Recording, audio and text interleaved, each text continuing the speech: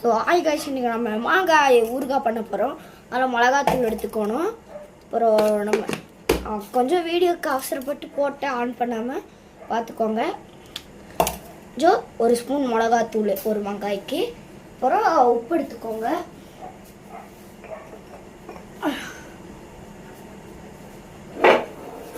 So உப்பு எடுத்துக்கோங்க. உப்பு ஒரு ஸ்பூன் போட்டுக்கோங்க.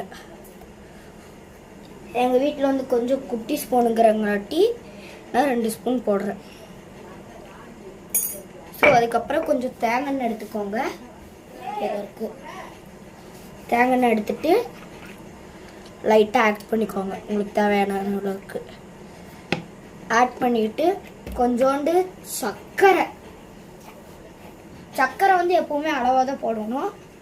ஸோ நான் இங்கே இருக்கிறேன்.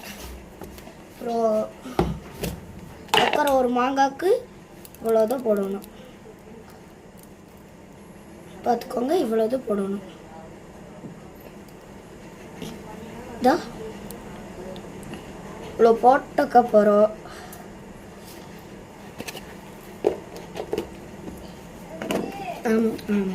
டேஸ்ட் இருக்கேன்.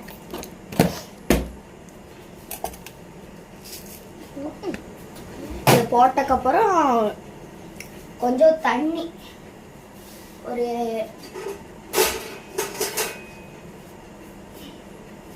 வீட்டில் டம்ளர் இல்லாதங்காட்டி அளவு இவ்வளோ எடுத்திருக்கேன். இந்த டம்ளரில் இவ்வளோண்டு தண்ணி, இது கூட அதிகமாக இவ்வளோண்டு தண்ணி ஆட் பண்ணிக்கணும்.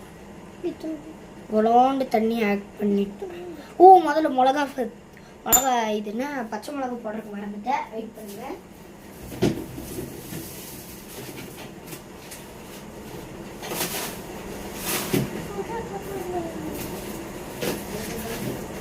எங்கள் வீட்டில் பச்சை மிளகா இல்லை, அதுங்காட்டி நான் பச்சை மிளகா போடல. போட்டுக்கிறதுனா போட்டுக்கலாம். ஆனால் அதை 2 மிளகா எடுத்துக்கணும். அது தட்டி கல்லில் இடித்து தான் போடணும். இப்போ இவ்வளோண்டு தண்ணி ஊற்றினாமா ஒரு ப்ளைட்டு இவ்வளோண்டு ஒரு ப்ளைட் எடுத்துட்டு குளுக்குன்னு குளிக்கிட்டு கரையே இல்லை. கொஞ்சம் அதே அளவுக்கு தண்ணி எடுத்து ஆட் பண்ணி போட்டு